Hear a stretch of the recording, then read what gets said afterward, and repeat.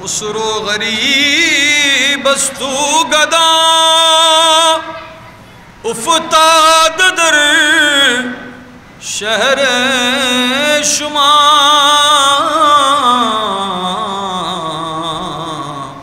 باشد کے از بہر خدا سوئے غریبا بن گری صلی علی رسولنا سلم علی محمد صلی علی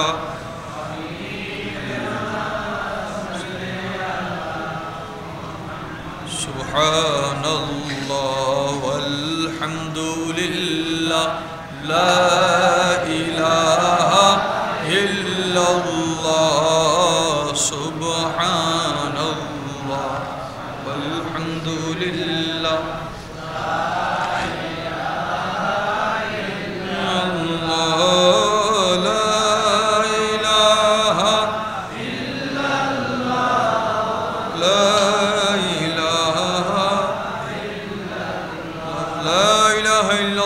محمد رسول اللہ صلی اللہ علیہ وآلہ وسلم بلا میں صبر کیسا ہے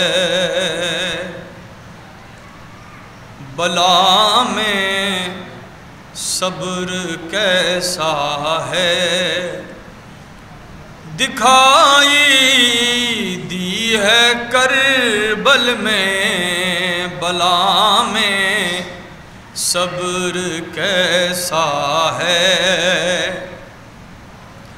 بلا میں صبر کیسا ہے دکھائی دی ہے کربل میں بلا میں صبر کیسا ہے دکھائی دی ہے کربل میں بشان شاہ خیبر ہے بشان شاہ حیدر ہے بشکل شاہ کربل میں بشان شاہ حیدر ہے بشکل شاہ کربل میں بلا میں صبر کیسا ہے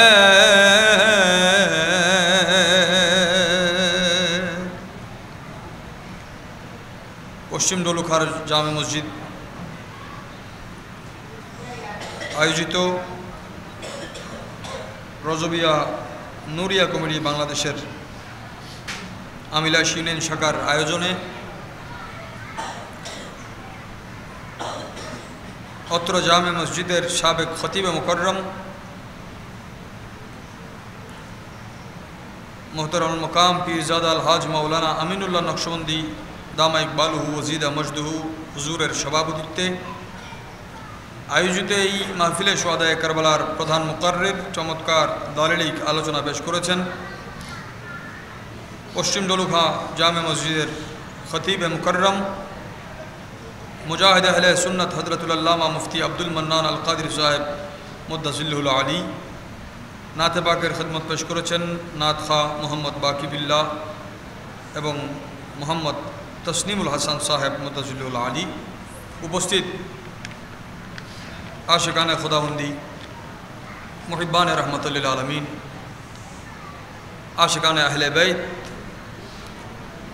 व दीगर आशिकान उल एज़ाम अस्सलामु अलैकुम व रहमतुल्लाहि व बरकातुहू। रब्बुल आलमीनेर दरबारे शुक्र आदा करছি যিনি দয়া করেছেন বিদায় আজকে আমরা এমন একটা রাতে উপস্থিত হয়েছি যেই রাত থেকেই কারবালার ময়দানে ইমাম আলী মকামের সহপাঠীরা সবাই দানা পানিহীন অবস্থায় যেখানে একটা দানাও নাই এক কতরা পানিও কারো কাছে নাই এই আজকের রাত থেকে শুরু। আল্লাহর মাহবুব প্রিয় বান্দাদেরকে স্মরণ করা,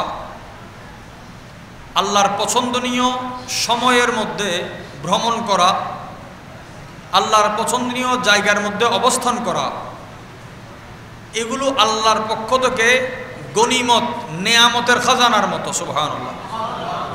আল্লাহ দয়া না করলে কখনো সম্ভব? পৃথিবীতে কত মানুষ আছে যাদের জবানের মধ্যে একবার ইমাম হোসেন রাদিয়াল্লাহু আনহুর নাম নাই, আসে নাই, উচ্চারণ করার তৌফিক হয় নাই। এদিক থেকে আমরা শুকর আদা করছি, আল্লাহ আমাদের সেই সুযোগ দিয়েছেন। একা থাকলেও আমরা ইমামের কথা বলি, সম্মিলিত হলেও আমরা ইমামের কথা বলি। এটা তৌফিক কে দিয়েছেন? রব্বুল আলামিনের দরবারে মোহাব্বতের আওয়াজে শুকরিয়া আদা করি, আলহামদুলিল্লাহ। কোরআনুল করিম থেকে আমি একটি আয়াত কারিমা তেলাওয়াতের তৌফিক হয়েছে। আল্লাহ পাক চাহে তো আলোচনা হবে। আমার পেয়ারা রব্বুল আলামিন 15 পারা 18 নম্বর সূরার নাম সূরা কাহাফ। যেই সূরা শুক্রবারে একবার তেলাওয়াত করলে 1 সপ্তাহ পর্যন্ত আল্লাহ ওই বান্দাকে নূর দান করেন। যেই সূরার শেষ আয়াত 110 নম্বর আয়াত তেলাওয়াত করলে একজন মানুষকে 24 ঘন্টা দিন ও রাতে নূর ঘিরে রাখে। এমন একটি সূরার 30 নম্বর আয়াত। সামনের দিনের যত মোকাবেলা আছে, কোরআনে পাকের এই সূরার 10টা আয়াত যথেষ্ট। যত বড়ই অপশক্তি আসুক না কেন, এমনকি দাজ্জালের শক্তির বিরুদ্ধে যুদ্ধ করার মতো ক্ষমতা ওই বান্দার আসবে শুধু এই সূরা থেকে 10টা আয়াত যার সিনাতে রপ্ত হবে। এত মজবুত দুর্গ, মজবুত কেল্লা আল্লাহ দিয়েছেন। যদি আপনাদের কষ্ট না হয় আমার সাথে পড়বেন, আউযু বিল্লাহি মিনাশ শাইতানির রাজীম। বিসমিল্লাহির রহমানির রহিম। ইন্নাল্লাযীনা আমানু ওয়া আমিলু আস-সালিহাত ইন্না লা নুদিউ আজরা মান আহসানা আমালা। আয়াতের কয়েকটা অংশ আছে। প্রথম কথা হচ্ছে আল্লাহ তাআলা বলছেন ইন্নাল্লাযীনা আমানু, নিশ্চয় যারা ঈমান এনেছেন। সুবহানাল্লাহ। নিশ্চয় যারা, এই শর্তগুলো থাকলে প্রতিদানগুলো পাওয়া যাবে, যে এই শর্ত মানলে এই পুরস্কার পাবে। তো প্রথম শর্ত হচ্ছে কি, যারা কি এনেছে? ঈমান এনেছে। ঈমানের কথা যেখানে আছে কোরআনে পাকে প্রায় জায়গায় ঈমানের সাথে নেক আমলকে উল্লেখ করা হয়েছে। নেক আমলকে, ওয়া আমিলুস সালিহাত, নেক কাজ করা। মাদ্রাসায় যারা পড়েছেন সবাই জানে কাজকে আরবিতে ফেল বলা হয়, আবার কাজকে আমলও বলা হয়। কোরআনের ভাষায় আবার ফেল, আমল, আবার সনউন, সোয়াত নুন আইন, 3টা শব্দ ব্যবহার করা হয়। আল্লাহ পাকের শানে যেমন ব্যবহার হয়েছে, উল্লেখ করা হয়েছে ফাআলুল লিমা ইউরিদ। ফেল মানে কাজ, আমল মানে কাজ। বান্দার আমলের কথা বলেছেন, ফেলের কথা বলেন নাই, অথচ 2টা শব্দের অর্থই কাজ। এটা এইভাবে বললে আপনাদের বুঝতে সহজ হবে। আল্লাহ কেন আমল শব্দটাকে উল্লেখ করলেন? ওয়া আমিলুস সালিহাত, ওয়া আমিলুস। আমল এমন একটা কাজ যে কাজের সাথে নিয়ত যুক্ত থাকে, যে কাজের সাথে। ফেল বলা হয় এমন কাজে যে কাজে নিয়ত থাকতেও পারে, নাও থাকতে পারে। আর আমল বলা হয় যে কাজে কি আছে? আপনি নামাজ পড়তে আসছেন, নামাজের আগে কি আছে? অজু করতে বসেছেন, অজু করার একটা দিলের নিয়ত আছে না? প্রত্যেক ইবাদত প্যারা নবীজির ইরশাদ অনুযায়ী ক্বালা রাসূলুল্লাহ, সকল বলুন সাল্লাল্লাহু আলাইহি, আর এখন সাল্লাল্লাহু আলাইহি ওয়া আলিহি ওয়া সাল্লামা। মাহফিলটা আজকে কিসের? শুহাদায়ে কারবালা নাম দেওয়া হয়, কিন্তু এখানে তো রাসূল পাকের পরিবারকে কেন্দ্র করা হয়। ইমাম হুসাইন রাদিয়াল্লাহু আনহু বাদ দিয়ে অন্য কোন শহীদের আলোচনা হয়?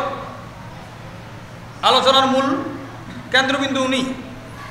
তো ওনাদেরকে যখন আমরা স্মরণ করব, ওনাদের স্মরণের সবচেয়ে উত্তম স্মরণ হচ্ছে দরুদ যখন রাসূল পাকের উপর পড়া হবে, সালাম যখন হুজুরকে দেওয়া হবে, দরুদ সালামের মধ্যে নবীজির নামের সাথে ওনার পরিবারকে যুক্ত করা। যেমন নামাজের মধ্যে আমরা বলি আল্লাহুম্মা সাল্লি আলা মুহাম্মদ বললে ওয়ালা, নামাজে যখন এক করা হয়েছে আপনি যখন বলবেন সাল্লাল্লাহু আলাইহি সাথে ওয়াসাল্লামের আগে ওয়ালিহি বলবেন। কি বলবেন? এটা একটা জিহাদ। বর্তমান সময়ে এই দরুদ এইভাবে পড়াটা জিহাদ। কারণ ফিতনা আমাদের ভিতর বাহির ঘিরে রেখেছে। আল্লাহ যেন এই দরুদের উসিলায় আমাদেরকে হেফাজত করে। আমার সাথে একবার বলেন তো, সাল্লাল্লাহু আলাইহি ওয়া আলিহি ওয়াসাল্লামা ওয়া আলিহি সাল্লাল্লাহু আলাইহি। তাহলে আমরা সাল্লাল্লাহু আলাইহির সাথে কি বলবো? যাদের স্মরণে আমরা এত বিশাল বিশাল মাহফিল করতে পারি, ওনাদের নামটা দরুদের মধ্যে আমরা রাখতে পারি না? আহলে বাইতের জিকির যেখানে আছে ওই দরুদ পেয়ারা রাসূল বেশি পছন্দ করেন।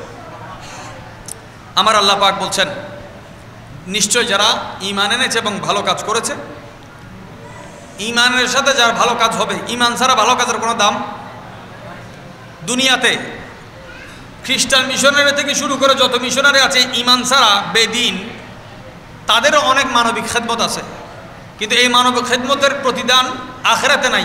দুনিয়াতে থাকতে আল্লাহ তাদেরকে কি পুরস্কার দিয়ে দিবেন। আখিরাত বলা হয় যেখানে ঈমানদারের জন্য নিয়ামতের খাজানা আছে। ঈমানদারের জন্য আল্লাহ পাক বলছেন, নিশ্চয়ই ঈমানদার নেককার, ঈমানও আছে নেক আমলও আছে। ইন্নাল আমি নিশ্চয় আমি লা নুদিউ আজরা মান আহসানা আমালা। যেই বান্দা কোনো একটা ভালো কাজ করে, মানুষের দৃষ্টিতে এটা ছোট হোক, কিন্তু যদি কাজটা ভালো হয়, আল্লাহ বলেন এই কাজকে আমি বৃথা যেতে দিব না, এই কাজের প্রতিদানও আমি দান করব। কাজের প্রতিদানও, মনে করেন এই একটা আয়োজন, আয়োজক কমিটি আলাদা, আলোচক আলাদা, শ্রোতা আলাদা, এক একজনের এক এক ধরনের শ্রম। ক্যামেরার মাধ্যমে আমার ভাইয়েরা শ্রম দিচ্ছেন, মাইকের মাধ্যমে আমার আর ভাইয়েরা শ্রম দিচ্ছেন। আপনি এসে শুধু বসেছেন, আপনার একটা শ্রম। এই বসাটা যদি ইবাদত হয়, এই বসাটা কারো চোখে কোনো গুরুত্ব না থাকলেও আল্লাহ পাক এই বসার প্রতিদান দান করবেন। কেন? আল্লাহ বলছেন,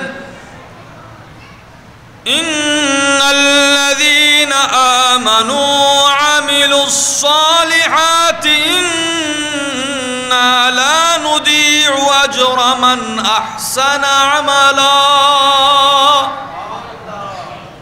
আমলের দুইটা দিক এখানে বলা হচ্ছে, একটা হচ্ছে সালেহ নেক, আর একটা হচ্ছে আহসান অতি উত্তম। সমাজ যেটাকে ভালো বলে, ইমানদার নেককার মানুষ যেটাকে ভালো বলে, আল্লাহ ওই কাজকে ভালো হিসেবে কবুল করেন। বিকামালিহি কাশাফা দুজা বিজামালিহি হাসনাত জামিউ খিসালিহি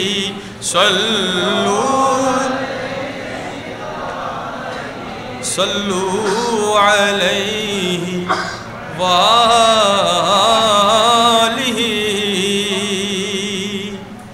এই যে আমরা বলি সাল্লু আলাইহি, হযরত শেখ সাদি রহমতুল্লাহ আলাইহিকে এই লাইনটা আল্লাহ রসুল শিক্ষা দিয়েছিলেন।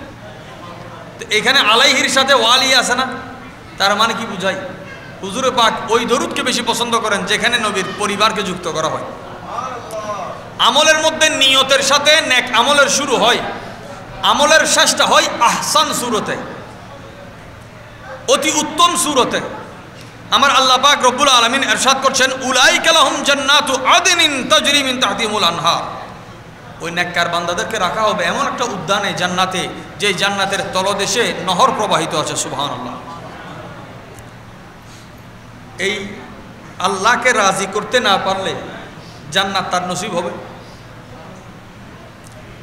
আল্লাহকে যদি রাজি করা না যায়, জান্নাত নসিব হবে? হবে না। আল্লাহ পাককে রাজি করার আল্লাহ আমাদেরকে কিছু পন্থা দিয়েছেন। সোহাদায়ে কারবালায় কেন আমি এই কথাটা বলছি? কারবালার মকসদ ছিল একটাই, আল্লাহকে রাজি করা। আল্লাহকে, ইমাম আলী মকাম আখের কথা কি বলেছেন? আল্লাহ, তুমি আমার জন্য যা নির্ধারণ করেছো, তোমার কজার উপর আমি রাজি আছি, কজার উপর আমি রাজি আছি। দেখেন, আল্লাহ পাক আমাদেরকে সম্পদ দিয়েছেন, সন্তান দিয়েছেন, পরিবার দিয়েছেন, আত্মীয়তা দিয়েছেন, ক্ষমতা দিয়েছেন, অনেক ধরনের নিয়ামত দিয়েছেন। আমার সাথে সাথে বলুন বিসমিল্লাহির রহমানির রহিম। আল মালু ওয়াল বানুনু, আল মালু ওয়াল বানুনা জিনাতু আল হায়াতিদ দুনিয়া, সম্পদ এবং সন্তান, দুনিয়ার যত কিছু আছে এই দুনিয়ার হায়াতের মধ্যে সুন্দর কি? একটা সম্পদ, একটা সন্তান। সুবহানাল্লাহ। দুনিয়ার সৌন্দর্য কি? সম্পদ এবং সন্তান। কোরআনে পাকের অন্যত্র এটাকে ফিতনা বলা হয়েছে, এখানে বলা হচ্ছে জিনত, খুবসুরতি, সৌন্দর্য। এই কথা বলার পরে আমার আল্লাহ বলছেন ওয়াল বাকিয়াতুস সালিহাত খায়রুন ইনদা রাব্বিকা সাওয়াবান ওয়া খায়রুন আমালা। কিন্তু সম্পদও বাকি থাকবে না, সন্তানও বাকি থাকবে না। সম্পদও মেয়াদ আছে, লিমিটেড, সীমিত, সময়ও সীমিত, ক্ষমতাও সীমিত, সন্তানও নির্ধারিত সময় পর্যন্ত। তাহলে বাকি কি থাকবে? আল্লাহ বলছেন বান্দা তুমি যে নেক আমলগুলো করবে তোমার এই আমলগুলোই বাকি থাকবে। এখন আমরা যে কারবালার সাথে এই আয়াতগুলোর সম্পর্ক কি? আমরা আজকে যে বসলাম, আমি খুব আস্তে আস্তে কথা বলছি যাতে বুঝতে পারেন। আমার অনুরোধ থাকবে কারো মন না বসলে আপনারা বসবেন না। এখন আওয়াজ হচ্ছে কিন্তু আমার ছোট ছোট ভাইদেরকে একটু বসার ব্যবস্থা করবেন। দেখেন, আমরা যে আল্লাহর পেয়ারা নবীজির পরিবারকে স্মরণ করছি, এটা যে ভালো কাজ এটাতে কোনো সন্দেহ আছে? এটা যে উত্তম কাজ এটাতে কোনো সন্দেহ আছে? আমার আল্লাহ পাক রব্বুল আলামিন নেয়ামতের কথা বলেছেন, ভালো কাজের কথা বলেছেন। কোরআন ও সুন্নাহর সব বর্ণনার একটা মকসদ হচ্ছে বান্দা আল্লাহকে ভালোবাসো, আল্লাহকে। এই আয়াত থেকে আমরা দেখেন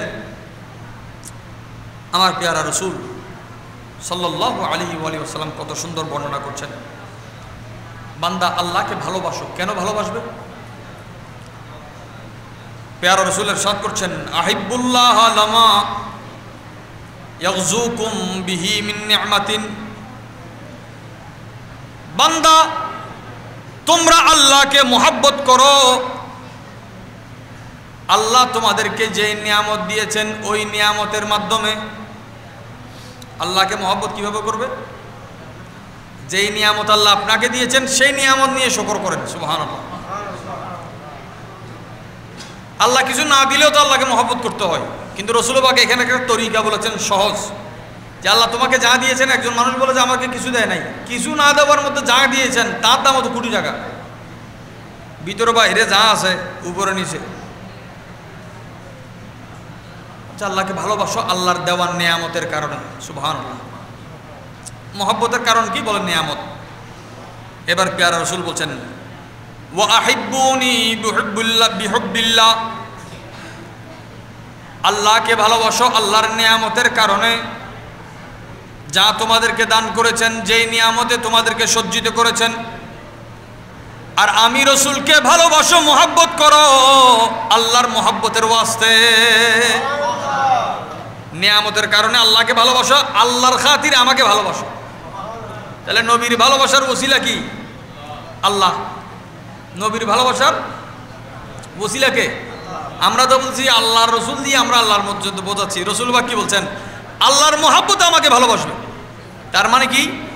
রসুলে পাককে মহাব্বত করা আল্লাহর মহাব্বতে শামিল। আল্লাহর মহাব্বতে। এই কথা থেকে অনেকের আবার ঈমান আকীদায় কুফর শিরকের কথা আসবে, এটা বড় গুরুত্বপূর্ণ কথা। কিন্তু তারাও জানে শুধু নবী রসুল নয়, সমাজে কোনো যুবক যদি কোনো মুরব্বীকে সম্মান করে, ওস্তাদকে সম্মান করে, মাতা পিতাকে সম্মান করে, বড়জনকে সম্মান করার মধ্যে এই মুরব্বীদের সম্মানও আল্লাহর সম্মানে শামিল হয়ে যায়। সে সম্মান করেছে বান্দাকে, তার আমলনামায় লেখা হচ্ছে সে কুদরতকে সম্মান করেছে, ইলাহিকে সম্মান করেছে, রব্বুল আলামিনকে সম্মান করেছে। আল্লাহর পেয়ারা নবীজি কি বললেন? নিয়ামত দিয়ে আল্লাহকে ভালোবাসো। নিয়ামত তিনি তোমাদেরকে দিয়েছেন, শুকর আদা করো। আল্লাহর মুহাব্বতে আমি রসুলকে ভালোবাসি। সুবহানাল্লাহ। এবার আখের কথা পেয়ারা রসুল কি বলছেন বলেন, ওয়া আহিব্বু, কেন খন্নাবাজ, ওয়া আহিব্বু আহলা বাইতি বিহুব্বি, নিয়ামতের মাধ্যমে আল্লাহকে ভালোবাসো, নিয়ামতের কারণে আল্লাহকে ভালোবাসো, আল্লাহর খাতিরে আমাকে ভালোবাসো, আমার খাতিরে আমার পরিবারকে ভালোবাসো।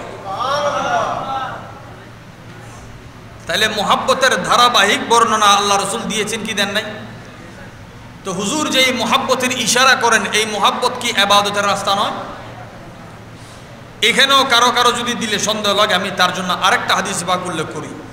এখানে আমার ব্যক্তিগত কোনো কথা আমি বলবো না, যেহেতু আপনাদের এই এলাকায় বড় প্রবীণ ওলামায়ে কেরাম আলোচনা করে গিয়েছেন, ওনাদের আলোচনার ধাঁচ যদি এখানে না থাকে তাহলে এই আলোচনাটা হকাদা হবে না। হযরতে আব্দুল্লাহ ইবনে মাসউদ রাদিয়াল্লাহু তাআলা, নবীজির যত সাহাবী ছিলেন 1,24,000 কম বেশ, 1,24,000 কম বেশ সাহাবার মধ্যে মুফতি ছিলেন 130 জন। সাহাবী কত? 1,24,000 বেশ কম সাহাবী, মুফতি ছিলেন মাত্র 130 জন। তো 130 জন আরবি জানেন, বাকিরা কি আরবি জানতেন না? সাহাবায়ে কেরামের অধিকাংশ সাহাবী তো আরবি, 90 ভাগের বেশি। আরবি জাননেওয়ালার মধ্যেও মুফতি কতজন? মাত্র 130 জন। বাকিদের ফতোয়া লাগলে এই 130 থেকে ওনারা নিতেন। সুবহানাল্লাহ।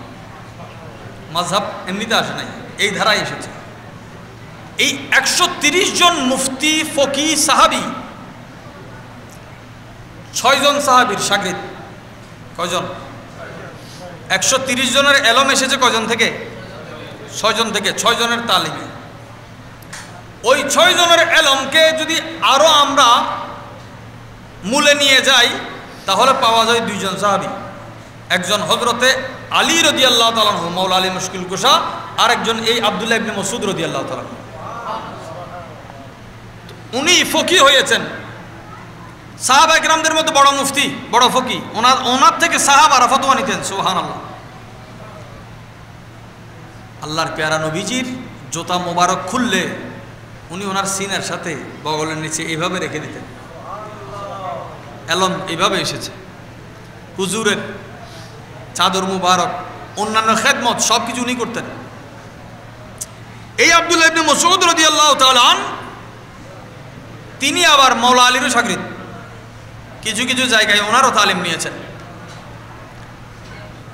আব্দুল্লাহ ইবনে মাসউদ রাদিয়াল্লাহু তাআলা তিনি বর্ণনা করেন, হুব্বু আলে মুহাম্মাদিন সাল্লাল্লাহু আলাইহি ওয়া আলিহি ওয়া সাল্লামা ইয়াওমান খায়রুম মিন ইবাদাতি সানা।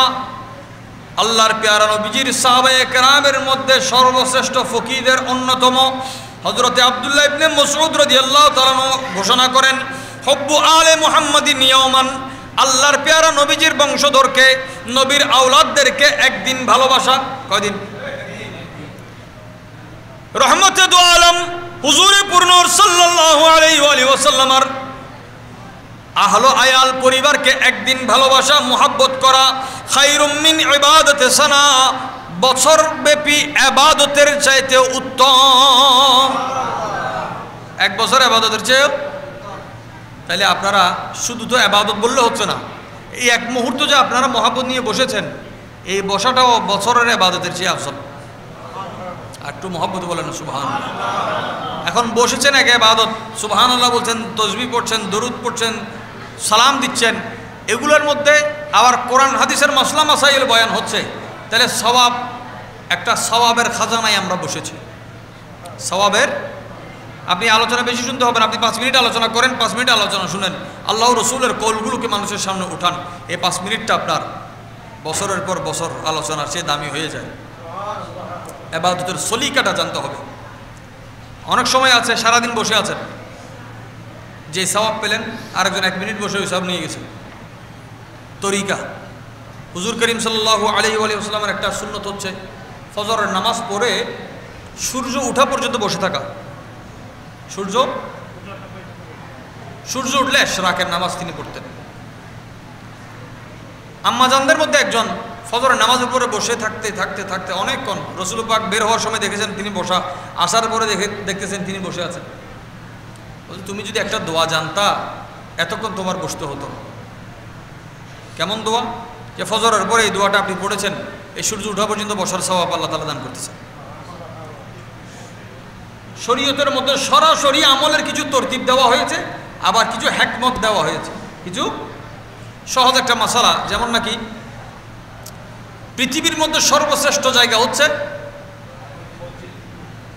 উচ্চ আওয়াজে বলেন না, মসজিদ, আল্লাহর ঘর। আমরা এখন আল্লাহর ঘরে আছি না? আমরা কিন্তু আরেকটা জিনিস ভুলে গেছি। এই মাসের নাম কি? এই মাসটা কার মাস?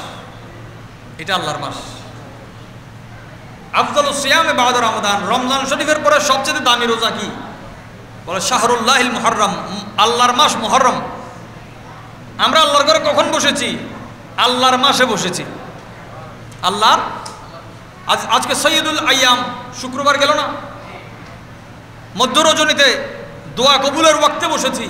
আবার এমন জাতে পাককে ইশারায় ওনাদেরকে নজরে রেখে ওনাদের খায়ালে আমরা বসেছি, যেই জাতে পাকের জন্য জমিন আসমানে এমন কোনো ফেরেশতা নাই যে কারবালার জমিনে দোয়া করে নাই।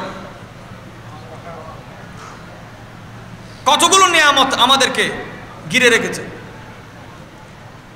জমিনের মধ্যে সর্বশ্রেষ্ঠ জায়গা হচ্ছে মসজিদ, সর্বনিকৃষ্ট জায়গা হচ্ছে বাজার। সর্বনিকৃষ্ট জায়গা হচ্ছে, আমাদের চোখে যখন বাজার বলা হয় এক ধরনের অনুভূতি আসে, ফিল আসে। যখন বলা হয় মার্কেট, মার্কেট মানে কি? বাজার বললে এক ধরনের চিন্তা, যে বাজার বললে লুঙ্গি বিন্দি যাইতে, মার্কেট কইলে একটা, আর কিন্তু লুঙ্গি চিন্তা নাই। আর যদি হয়তো শপিং মল, এত তো আর একখানা টাইট ফিট চিন্তা করিব। শব্দের প্রয়োগ মানুষের চিন্তা শক্তিকে পরিবর্তন কতটুকু করে, এই তিনটা শব্দের মধ্যে আপনি দেখতে পাবেন। তো কাজ ছাড়া এখন জমিনের মধ্যে সবচেয়ে নিকৃষ্ট যদি বাজার হয়, তাহলে মানুষ বাজারে তো যাওয়াটা মানুষের জন্য ফরজ, ওয়াজিবের মতো। যে বিক্রি করবে তারও জরুরত, যার কিনতে হবে তারও। তাইলে ইয়া রাসূলুল্লাহ, আমরা কোথায় যাব? আমার পেয়ারা নবীজি উম্মতকে শিক্ষা দিয়েছেন মসজিদে ঢুকার দোয়া, মসজিদ থেকে বের হওয়ার দোয়া, তদ্রুপ বাজারে তো ঢুকার দোয়া আছে। বাজারের মধ্যে শয়তানের ওয়াসওয়াসা আম হয়ে যায়। করোনাকালীন সময়ে যেমন মানুষ কোথাও গেলে করোনার ভয় থাকতো, মানুষ যদি চোখে দেখতো আসলে আদৌ বাজারের মধ্যে কতটুকু ফিতনা আছে, মানুষ জিন্দেগিতে জরুরত হলে বাজারে ঢুকতো না। বাজারে ঢুকার সময় দোয়া কি পড়বেন? বলেন লা ইলাহা ইল্লাল্লাহু ওয়াহদাহু লা শারীকা লাহু লাহুল মুলকু ওয়া লাহুল হামদু ইউহয়ি ওয়া ইউমীতু বিয়াদিহিল খায়র ওয়া হুয়া আলা কুল্লি শাইইন কাদির। এই দোয়া পড়ে আপনি বাজারে ঢুকবেন, বাজারের যত অনিষ্টতা আছে আল্লাহ সর্বপ্রকার অনিষ্টতা থেকে আপনাকে হেফাজত করবেন। আপনি নিজেকে হেফাজত করলেন, ভিতর বাহির আপনার প্রোটোকল চলে আসলো। হাদিসে পাকে আছে, শয়তান যখন একজন মানুষ একা থাকে শয়তান আক্রমণ বেশি করে। মানুষ একাকী হলে শয়তান, আপনি দেখবেন সাধারণ 2 মিনিট ঢুকলে দুনিয়ার সব চিন্তা ওই 2 মিনিটের মধ্যে ঢুকতেছে। ব্রেন বেশি দ্রুত কাজ করতেছে, ওয়াসওয়াসায় মানুষকে ঘিরে ধরে। শয়তান যখন মানুষকে অ্যাটাক করে, উম্মতের একটা বড় কারামত আছে এখানে। উম্মতে মুহাম্মদের বড় কারামত হচ্ছে কি? উম্মত গুনাহগার হওয়ার পরেও শয়তানের বিরুদ্ধে মজবুত। শয়তানের বিরুদ্ধে কেমন মজবুত? শয়তান একজন মানুষকে একা পেলে আঘাত বেশি করে আক্রমণ। সেই জায়গায় যদি আরেকজন উম্মত যায়, যদি সে গুনাহগার হয়, শয়তানের আসর কমে যাবে। শয়তানের, দেখেন এটা আল্লাহ পাকের কি দয়া নয়?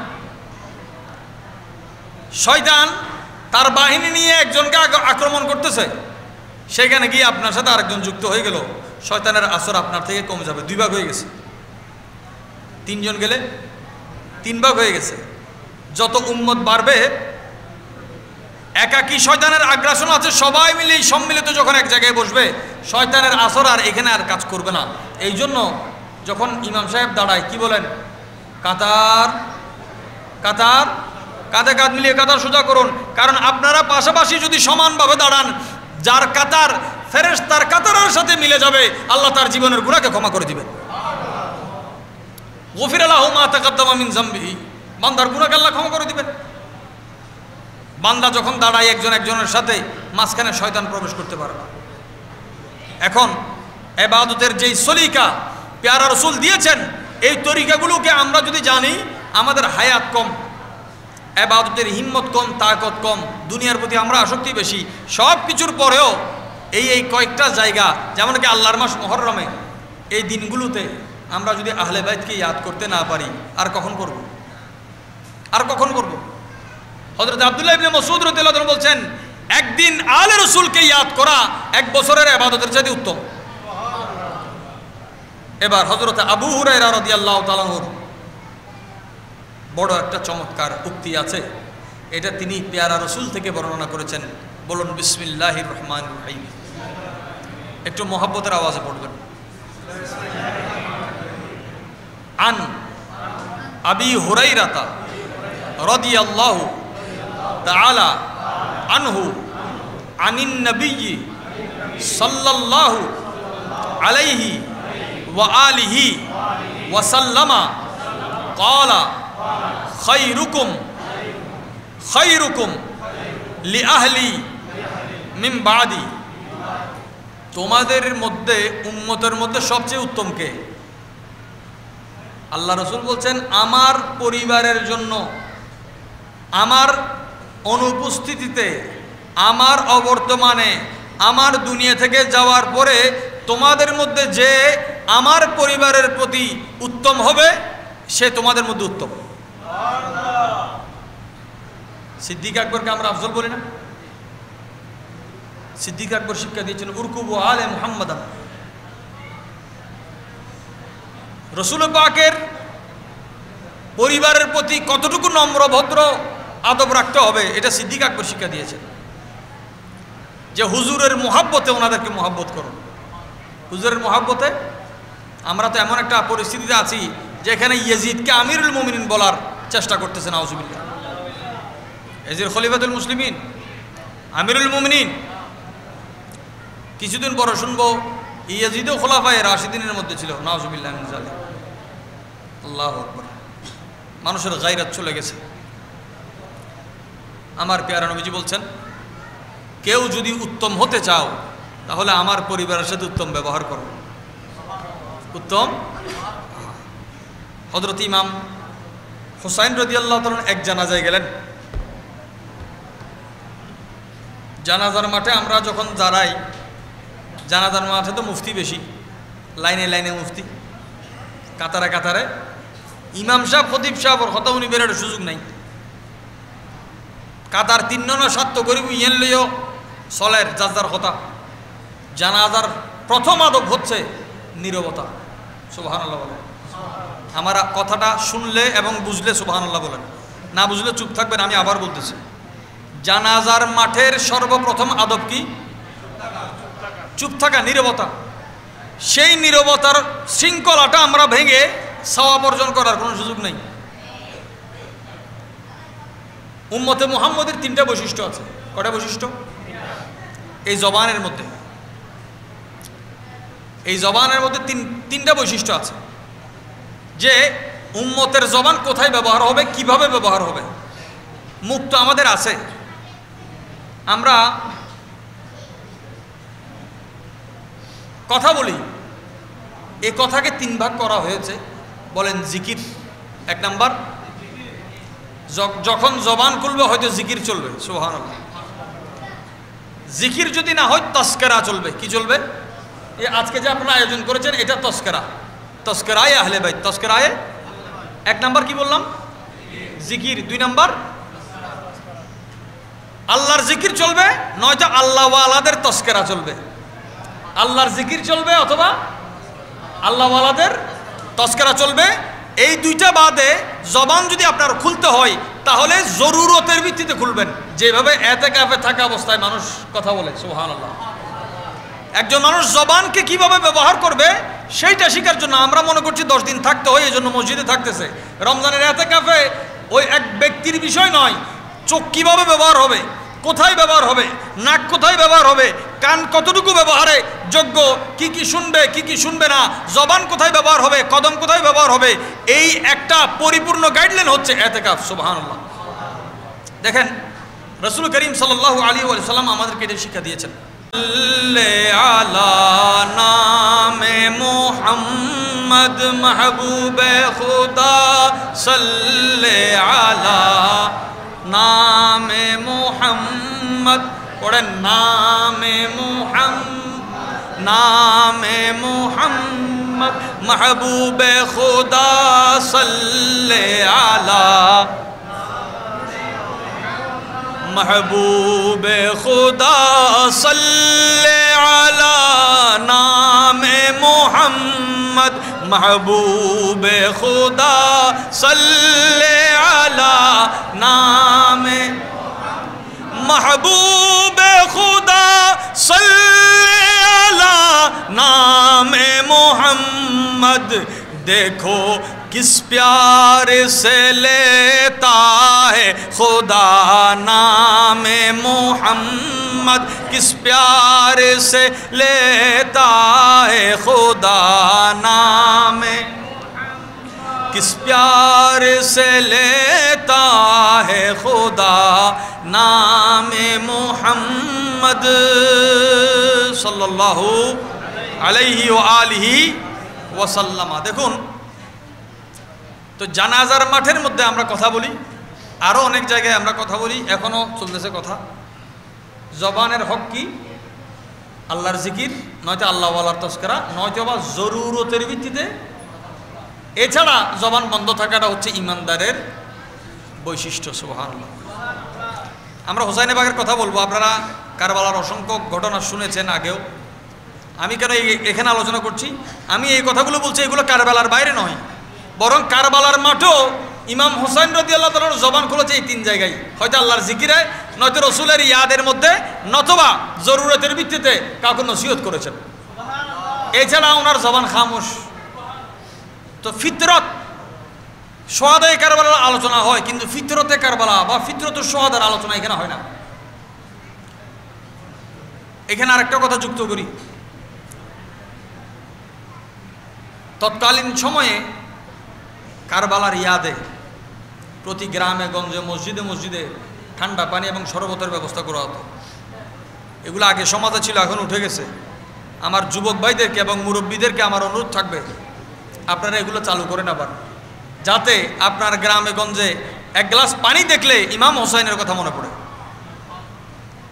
এটা কারো কাছে শরবত, কারো কাছে পানি, আর কারো কাছে এটা দেখলে সিনা কেঁপে উঠবে যে আজকের এই দিনটা এমন হয়েছে। দেখেন রাসূল করিম সাল্লাল্লাহু আলাইহি ওয়া সাল্লাম যেই তরতিবগুলো আমাদেরকে দিয়েছেন, এতেকাফ আমাদের কাছে এখন তো তারাবির নামাজও অনেক মাওলানা সাহেবরা ফতোয়া দিচ্ছেন তারাবি না পড়লে গুনাহ হবে না।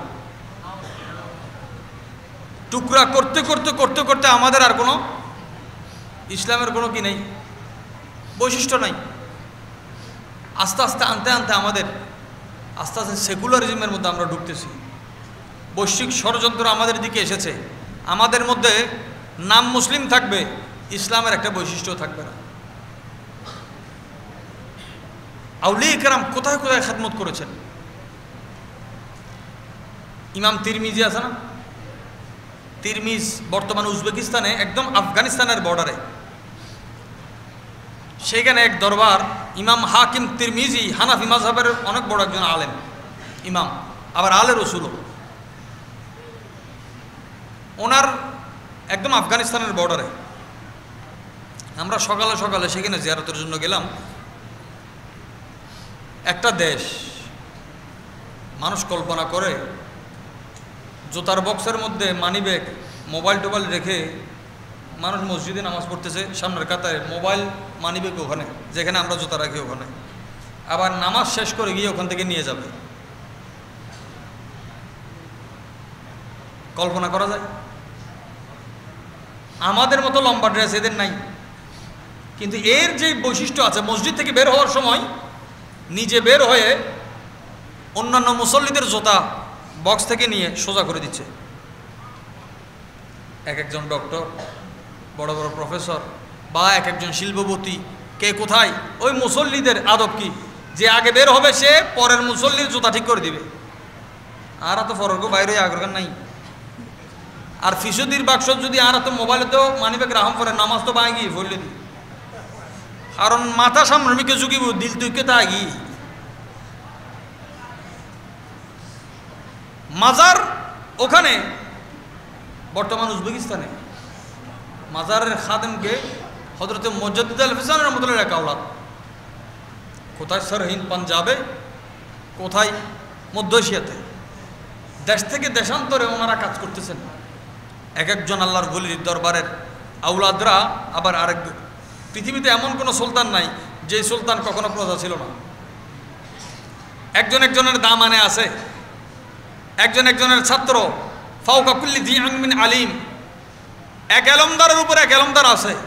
কায়নাতে, সৃষ্টি জগতে, খোদা প্রদত্ত মোহাব্বতে সবার উপরে, যেখানে দুনিয়াতে কারো একজনের উপর একজন আছে, কিন্তু আল্লাহ রসুলের উপর কেউ আছে? সৃষ্টি জগতে কেউ নেই। আল্লাহ তাআলা তামাম কায়নাতের মধ্যে বর্তরি আল্লাহর হাবিবকে দিয়েছেন। সুবহানাল্লাহ। ওই পেয়ারা রসুল বলেছেন, আমার আহলে বাইতকে আমার মহব্বতে মহব্বত করো। আমার পেয়ারা নবীজি কি বলছেন? নেককার মানুষকে তো মানুষ মহব্বত করে, গুনাহগারকে কে মহব্বত করে? যে আমার বংশ যদি কেউ নেককার থাকে, তাকে তার সুরতে আল্লাহর খাতিরে মহব্বত করো।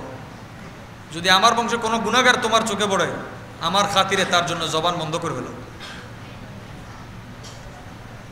অনেক সময় হয়, রাস্তা দিয়ে আমরা হেঁটে যাচ্ছি, একজন মানুষ এলোমেলো চুল, ধুলাবালি, কাপড় চোপড় নিয়ে, ময়লা কাপড় নিয়ে রাস্তা শুয়ে আছে। আমার কাপড় এখন মাত্র লন্ড্রি থেকে বের করছি, ওইটা পরে আমি হাঁটতেছি। আমার দৃষ্টিতে ওর নোংরামিতে পড়ে আছে, কিন্তু হতে পারে আসমানের মধ্যে আমি নোংরা, কিন্তু ওই বান্দা পবিত্র হয়ে আছে। রাসূল পাক এমন বান্দাদের কথা বলেছেন যে বান্দারা তোমাদের দুয়ারে দাঁড়াতে তোমরা কখনো সাই দিবে না যে এই এলোমেলো সিরাপাটা কাপড় নিয়ে মানুষ এখানে কেন দাঁড়িয়ে আছে।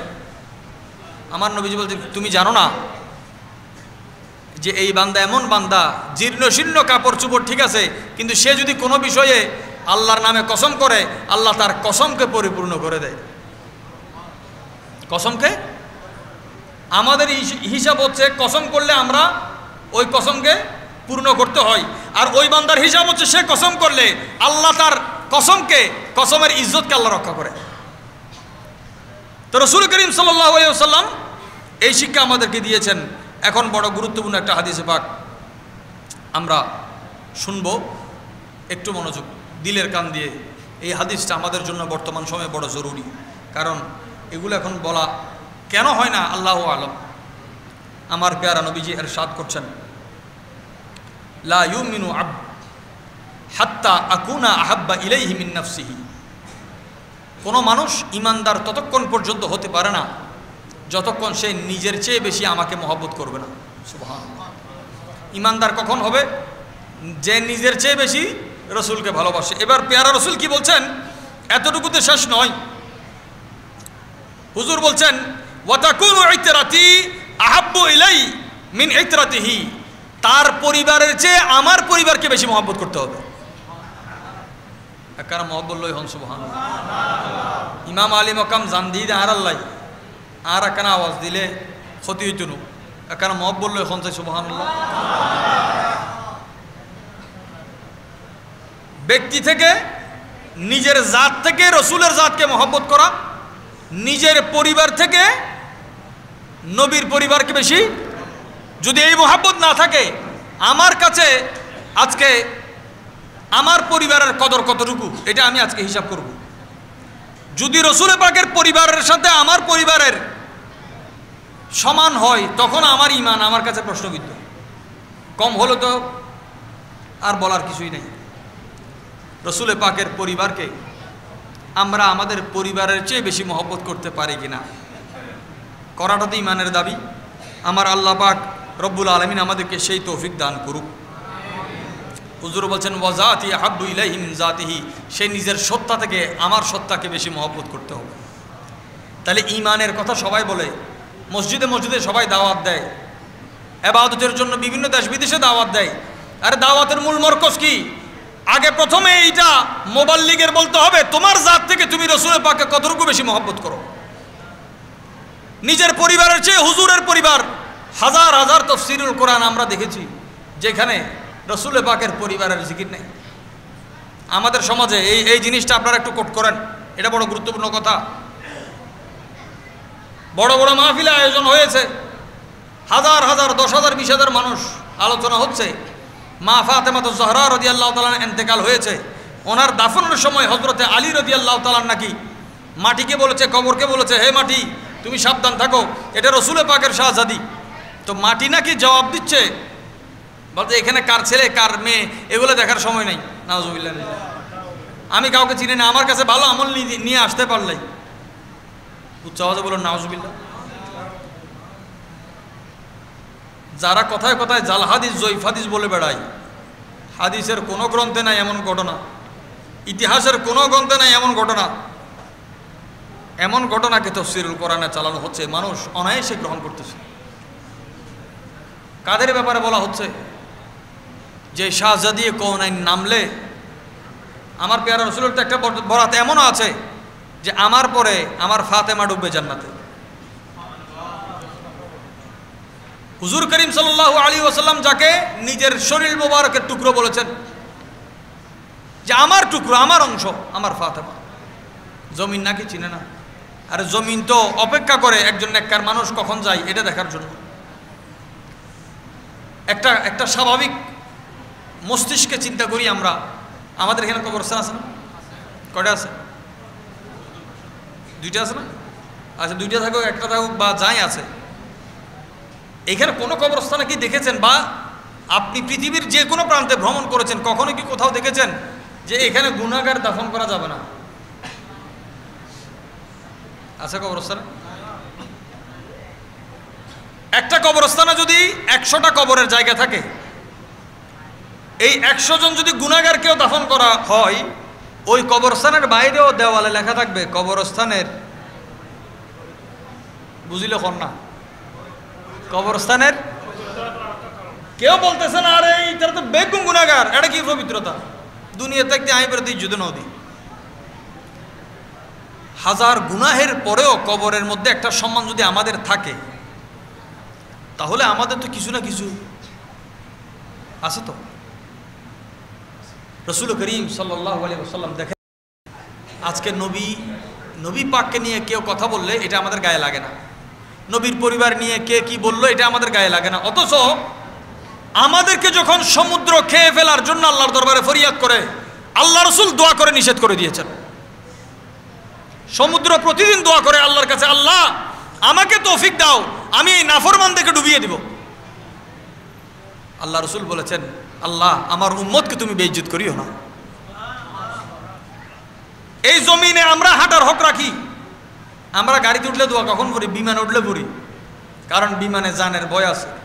সমুদ্রে গেলে, জাহাজ উঠলে, যেখানে মতের বই এখানে, গাড়িতে উঠতে উঠি কোথায় আউযুবিল্লাহ কোথায় বিসমিল্লাহ, আমাদের তো হোসে নাই, কারণ ইউজাইম দেনা। কিন্তু আমরা জানি না এই গাড়ির ক্ষমতা নাই জমিনে চলার। জমিনের কাজ হচ্ছে ছিঁড়ে ফেলা, ঢিল মারা, ছুঁড়ে মারা, কিন্তু এই জমিন গাড়িকে ধরে আছে। কিসের বলে? আল্লাহ এটাকে বলা হয় মুসাখখার। আল্লাহ এটাকে ক্ষমতা দিয়েছেন যে বনি আদমকে তুমি ইজ্জত করো। আল্লাহর পেয়ারা রসুল বলেছেন এই জমিন তো গুনাহগারদেরকে খেয়ে ফেলার কথা। পেয়ারা নবীজি বলেন, আল্লাহ আমার উম্মতকে বেইজ্জত করিও না। আচ্ছা আমি বেইজ্জত হলে রসুল পাকের কি ক্ষতি? জনগণ বেইজ্জত হইলে সরকারের কোনো ক্ষতি হয়? খবর হয়? এই বিশাল সাম্রাজ্যের মধ্যে, লক্ষ কোটি উম্মতের মধ্যে সিদ্দিক আকবর, ফারুক আজম, ওসমান গনি জিন্নুরাইন, মাওলা আলী শের খোদার মতো সাহাবী যারা আছে, আমাদের মতো গুনাহগারের ইজ্জত কি? আল্লাহ রাসূল তো সিদ্দিক আকবরের ইজ্জতের জন্য বলে নাই, আমাদের ইজ্জতের কথা বলেছেন। সুবহানাল্লাহ। যিনি আমাদের ইজ্জতের খেয়াল করেন, আমরা আসার আগে, আমাদের বাপ দাদার জন্মের আগে ওই পেয়ারা রাসূলের ইজ্জতের কথা কি আমাদের বলতে হবে না? ওয়াফাদারি কাকে বলা হচ্ছে? আমার পেয়ারা রাসূল ইরশাদ করছেন, আহলে বাইতকে মুহাব্বত করার ফজিলত কোথায়?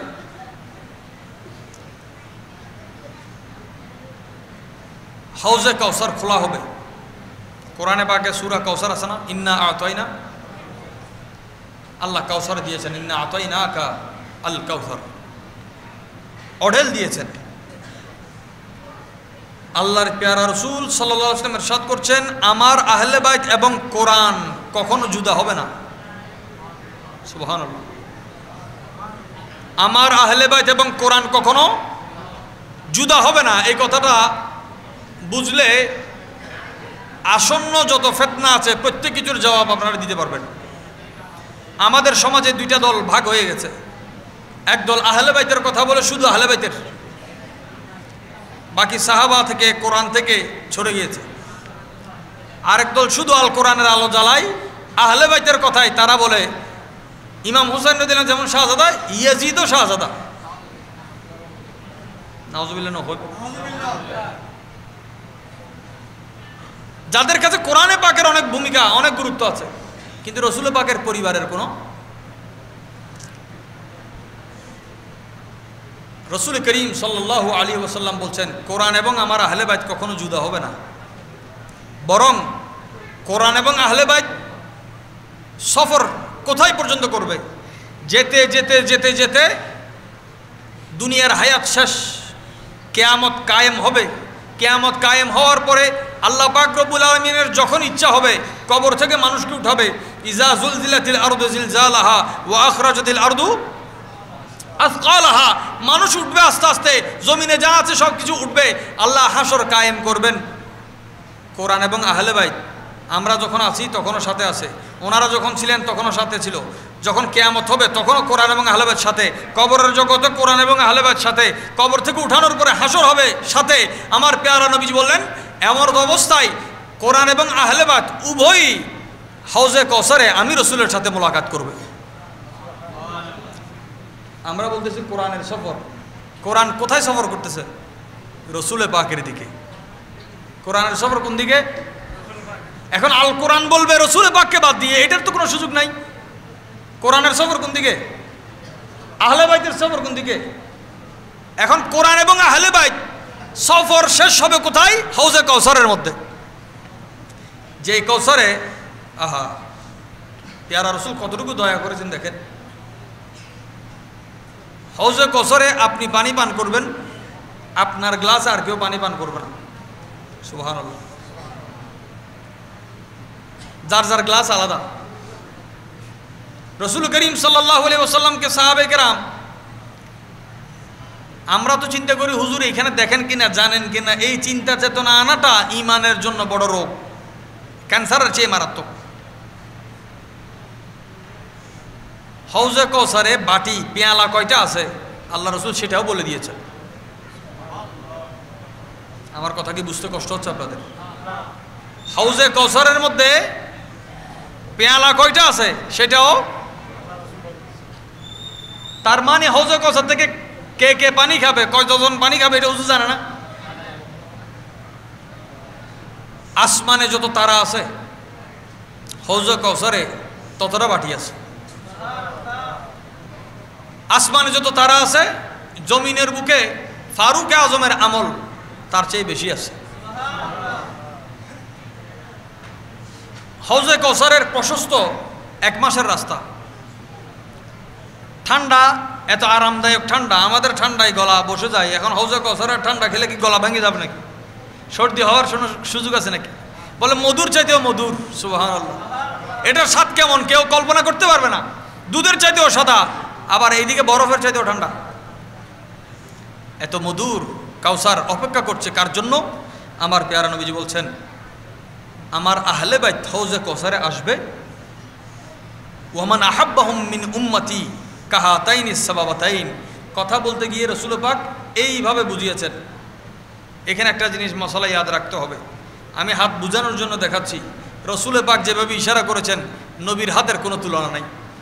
এই হাত কখনো সেই হাতের তুলনায় যাবে না, ওই হাতের তুলনা কায়না তার কিছু নাই। শুধু বুঝার জন্য বলছি। আমার পেয়ারা রসুল বলছেন, হাউজে কাউসারে আমার পরিবার এবং ওই পরিবারকে যারা ভালোবাসে, আহলে বাইত এবং আশেকানে আহলে বাইত, এইভাবে হাজির হবে। কেন মহব্বত বিরহ না সুবহানাল্লাহ। রসুল পাক যখন এইভাবে বলেছেন, তার মানে দুনিয়াতে যারা ইমাম আলী মকামকে স্মরণ করছেন, ইমাম হাসান মুজতবা, খাতুনে জান্নাত জাহরা বাতুল সালামুল্লাহ আলাইহা, মাওলা আলী শের খুদা খাইবার শিখান কাররামাল্লাহু ওয়াজহুল করিম, ওনাদের মহাব্বত প্রকৃত যাদের দিলে আছে, তারা হাউজে কাউসার কার সাথে যাবেন? বলে আমার আহলে বাইতের পিছনে পিছনে যাবে। যাদের হাসরকে আল্লাহ এত দামি করেছেন, চিন্তা করা যায় একজন বান্দার জন্য আর কি দরকার হতে পারে। আমার নবীর কূপ হাউজে কাউসার, হাউজে কাউসারের মুখ মদিনা শরীফে অবস্থিত। রাসূল করিম সাল্লাল্লাহু আলাইহি ওয়াসাল্লাম মদিনাতুল মুনাওয়ারা থেকে ঘোষণা দিয়েছেন কাউসারের কথা, মক্কাতুল মুকাররমায় বলেছেন কাউসারের কথা, উম্মতের মধ্যে এটা সবার কাছে প্রসিদ্ধ আছে। আমার পেয়ারা নবীজি যেখানে দাঁড়িয়েছেন, মদিনা শরীফের মসজিদে নববীর মিম্বরের নিচে কাউসার, মিম্বরের নিচে কাউসার। সুবহানাল্লাহ। হুজুর সেখান থেকে পানি দিবেন, পানি খাওয়াবেন কে? হুজুরের পরিবার। এই পানির জিম্মাদারি হযরতে আলী রাদিয়াল্লাহু তাআলার কাছে আছে। কারো দিলে যদি সিদ্দিক আকবরের মহব্বত না থাকে, কাউসার তাই সে আশা করে লাভ নাই।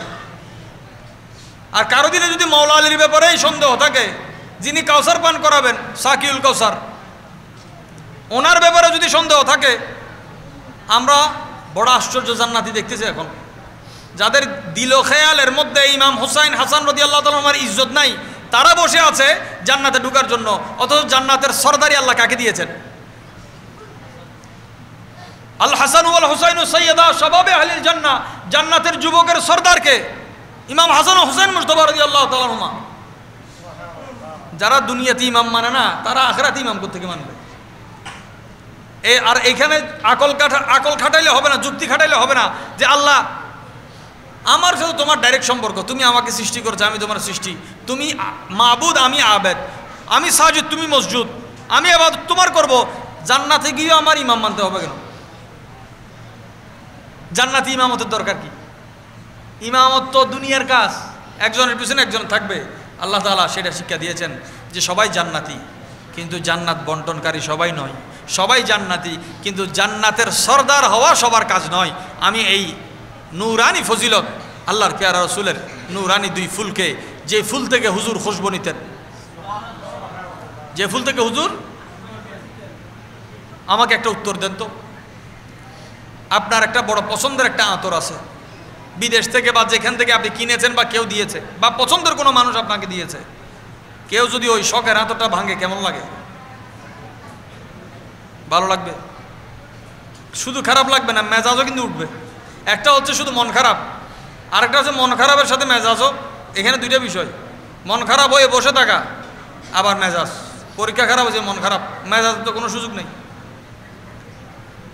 আচ্ছা বলেন তো, আতরের শিশি যখন ভাঙে, দুর্গন্ধ না সুগন্ধ? এটা দিলেও সুগন্ধ, ভাঙলেও, কারণ ভিতরে কি আছে? একজন মানুষের জাতের মধ্যে যদি খুশবু থাকে, আপনি তাকে সুখ দেন বা কষ্ট দেন, তার থেকে ওই খুশবুটাই বের হবে। কোরআন যে বলছে ইন্নাল্লাযীনা আমানু ওয়া আমিলুস সলিহাত, ঈমানদার যে ভালো কাজের কথা বলা হচ্ছে। ভালো কাজ কি? আমরা তো ভালো কাজের সংজ্ঞা মসজিদের মধ্যে ইসলামকে বেঁধে নিয়েছি আমরা। আমার পেয়ারা রাসূল ভালো কাজ শিক্ষা দিয়েছেন। একজনের সাথে একটু হাসি মুখে কথা বলা, এটাও ভালো কাজ। আল্লাহ বলছেন ইন্না লা নুদিউ আজরা মান আহসানা আমালা, এই ভালো কাজের প্রতিদানও আমি দিব। এটাকে আমি মানুষের কাছে, যার সামনে আপনি হেসেছেন সেও ভুলে গিয়েছে আপনি হেসে কথা বলেছেন, কিন্তু আল্লাহ তাআলা বলেন নাই। আল্লাহ বলেন তোমার এই হাসিকেও আমি ইবাদতের খাতায় লিখে রেখেছি। তো রাসূল করিম সাল্লাল্লাহু আলাইহি ওয়াসাল্লামের এই আহলে বাইতকে মহব্বতের মধ্যে ফজিলত কতটুকু? যার দিলের মধ্যে নবী পরিবারের মহব্বত আছে, তার জন্য কাউসার সহজ হয়ে যায়, তার জন্য হাসর সহজ হয়ে যায়। আল্লাহ আমাদের পক্ষে এই মহব্বতকে কবুল করুক। এবার আসি তালিমের পর্যায়ে। আমার প্যারা নবীজি তালিম দিয়েছেন। একবার মোহাব্বত নিয়ে দুরূদ শরীফ পড়েন, আল্লাহুম্মা সাল্লি আলা সাইয়্যিদিনা মাওলানা মুহাম্মদ ওয়া আলা আলি সাইয়্যিদিনা ইয়া রাসূলুল্লাহ হাবিবে খালিক একতা তুই बरगोज़ीदा ज़ुल जलाले पाक बे हम तातुई अल्लाहुम्मा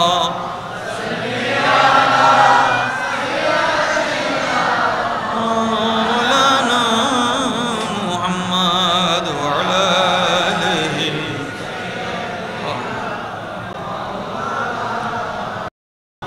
माशरल हाज़रीन, আল্লাহর প্যারা নবীজি ইরশাদ করছেন,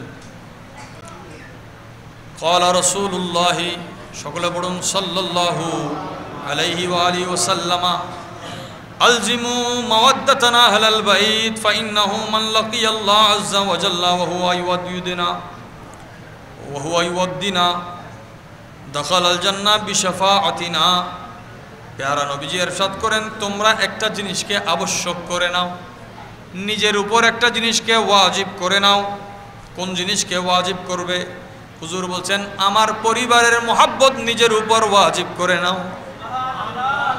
আলজিমু, আবশ্যক করো, লাজিম করে নাও, মাওয়াদ্দাতানা আহলাল বাইত, আমার পরিবারের মাওয়াদ্দাত। একটা হচ্ছে মোহাব্বত, একটা হচ্ছে মাওয়াদ্দাত। এটার আবার ভিন্ন রিওয়ায়াত আছে। মোহাব্বত মানিও ভালোবাসা, মাওয়াদ্দাত মানিও ভালোবাসা। বলেন মাওয়াদ্দাত, খন না কেন? মোহাব্বত শুদ্ধ উচ্চারণ হলে মাহাব্বত, আমরা বলি কি মোহাব্বত, আরবিতে বলা হয় মাহাব্বত। বলেন মাহাব্বত, মাহাব্বত মাওয়াদ্দাত দুইটা শব্দ। হাদিসে মাহাব্বত শব্দটা বেশি ব্যবহার হয়েছে, ভালোবাসা। মাওয়াদ্দাত মানে ভালোবাসা। মোহাব্বত মানে আপনার ঘরে একটা সন্তান হয়েছে, আপনি ওই সন্তানকে ভালোবাসেন। কেন ভালোবাসেন? কারণ সন্তানটা আপনার নিজের বলেই একটা কারণেই কিন্তু জন্মসূত্রে সংশ্লিষ্ট বিদায় মহব্বতটা তৈরি হয়েছে। আল্লাহ যখন আহলে বাইতের কথা কোরআনে বলেছেন, কুল্লা আসআলুকুম আলাইহি আজরান ইল্লাল মাওয়াদ্দাত, ইল্লাল মাহাব্বাতা বলা নাই, বলেছেন ইল্লাল মাওয়াদ্দাতা ফিল কুরবা। অর্থাৎ আহলে বাইতকে ভালোবাসে বিনা কারণে, আকল দিয়ে ভালোবাসতে বলা হয় নাই, জাত থেকে আসতে হবে। আপনি যাকে মহব্বত করেন, আপনাকে যদি 2 কেজি একটা ইট হাতে দেয়, কতক্ষণ হাতে রাখবেন? বিরক্ত লাগবে। আপনি যখন বৃদ্ধ বয়সের নাতি কুলে নেন, নাতির ওজন 5 কেজি হইলেও তো সারাদিন দাদার কুলে কুলে, নানার কুলে কুলে, কিরে কষ্ট হয় না? একটা জগ বোতল হাতে দিলে তো আপনি বিরক্ত হন। নাতির ওজন 5 কেজি হওয়ার পরে তো আপনার ভাল লাগে না, কারণ ওই মোহাব্বতটা হাতের তাকত তৈরি করে দিচ্ছে। আমরা তো হোসাইনে পাককে মোহাব্বতের দাবি সবাই করি, কিন্তু হোসাইনে পাকের কোন মোহাব্বতের তাকত আমাদের হাতে এসেছে বলেন তো? হোসাইনে পাকের কোন মোহাব্বতটা আমাদের চোখে এসেছে? ওই মোহাব্বতের আধারটা, শক্তিটা আমরা কোথায় কাজে লাগাতে পারছি? আমার প্যারা নবীজি বলছেন, নিজের উপর লাজিম করে নাও।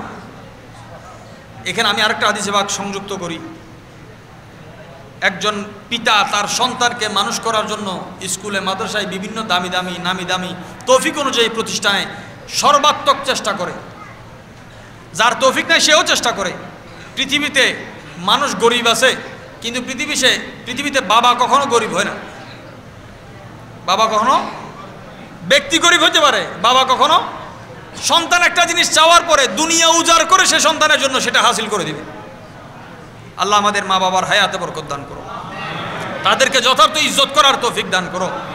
যারা মা বাবা হারিয়েছেন, আজকে দেখেন মানুষ, অনেক মানুষ এখনো আছে, ঈদের চাঁদ উঠলে মানুষ খুশি হয় যে ঘরে পিতা মাতা দুইজনের একজন বা দুইজনই হারিয়েছেন, ঈদের চাঁদ তাদের দিলে খুশি দিতে পারবে।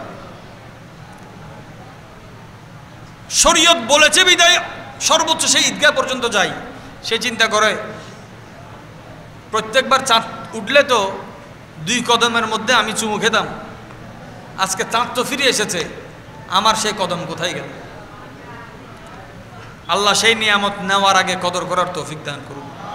যারা হারিয়েছেন আল্লাহ তাদের মাগফিরাত দান করুক, তাদের রফে দরাজাত করুক। আপনি যে এখানে এসেছেন আহলে বাইতের আহলুল্লাহ হয়ে এসেছেন, আজকে আল্লাহর ঘরে এসেছেন, আল্লাহর মাসে আল্লাহর প্রিয় বান্দাদের স্মরণে, আপনার এই আশাটা আপনার মা বাবার কবরের মধ্যে নাজাতের জন্য জরিয়া হয়ে যাবে। দেখেন রাসূল করিম সাল্লাল্লাহু আলাইহি ওয়াসাল্লাম ইরশাদ করছেন, নিজের উপর নিজের পরিবারকে শিক্ষা দিবে কি? সিলেবাস কি? আমাদের কাছে সফলতার সংজ্ঞা ভিন্ন, সুখের সংজ্ঞা ভিন্ন। ওয়েস্টার্ন পশ্চিমা বিশ্ব যা আমাদেরকে শিখায় আমরা মনে করি এটাই মনে হয় সফলতা। রাসূল পাক বললেন, তোমাদের আওলাদকে 3টা জিনিস শিখাও। 1 নাম্বার, আমি রাসূলের মহব্বত। সুবহানাল্লাহ। 1 নাম্বার। 2 নম্বরে হুজুর বললেন, আমার পরিবারের মহব্বত। সুবহানাল্লাহ। 1 নাম্বার হুজুরের হুব্বে মুহাম্মদ দৌলতে ঈমান, ইয়াদে মুহাম্মদ নূরে দিলো জান, জিক্রে মুহাম্মদ दाफ़े हर गम सल्लल्लाहु नूरे मुजस्सम रूह दो आलम सल्लल्लाहु আল্লাহ সেই মহব্বত আমাদেরকে দান করো। আল্লাহর হাবিব বলেন, নিজের সন্তানকে আমার মহব্বত শিখাও, আমার পরিবারের মহব্বত শিখাও। 3 নম্বরে হুজুর বললেন, কোরআনে পাকের শিক্ষা দাও। আজকে তালিমুল কোরআন আছে না নাই? নূরানি আছে না নাই? সব জায়গায় কোরআনের তালিম আছে। প্রথম 2টা খন্না, প্রথম 2টাই বাদ দিয়ে 3 নম্বরে চলে গেছি আমরা। 1 নম্বরে এটা মনস্থ করে নেন। 1 নম্বরে রসুলে পাকের মহব্বত, 1 নম্বরে। 2 নম্বরে হুজুরের পরিবারের মহব্বত। 3 নম্বরে কোরআনুল কারীম। 3 নম্বরে। এখন আপনি বলবেন কোরআনে পাক তো আগে আসার কথা। একজন বাচ্চা দুনিয়াতে আসার পর আপনি তাকে কি কথা শিখান নাকি মায়া শিখান? কোনটা আগে? কথা শিখান না মায়া শিখান? মায়া। এই মায়াটা কোন একাডেমিতে পাঠানো, মাদ্রাসায় স্কুলে পাঠিয়ে শিখান নাকি কোলা করে শিখান? এটার মধ্যে আপনি মায়া মহাব্বত শিখানোর জন্য কোনটা মা কোনটা বাবা শিখানোর জন্য কি কোনো টিউশন মাস্টার টিউটর রেখেছেন? প্রাইভেট আছে? কাজ কি? আপনি সময় দিয়েছেন। কেন কোরআনে পাকের কথা 3 নম্বরে বলা হয়েছে? কারণ প্রথম 2টাতে আপনি সময় দিতে পারলে কোরআনে পাক আপনি যেখানে পাঠাবেন শিখালে কাফি। কিন্তু মহাব্বতটা পরিবার থেকেই শিখাইতে হবে। আপনি আপনার সন্তানের সাথে, আমরা আমাদের সন্তানের সাথে তখনও কথা বলি যখন সে কথা বুঝেই না। কোলে নিলেই কথা শুরু হয়ে যায়। সে কি একটা শব্দ বুঝে?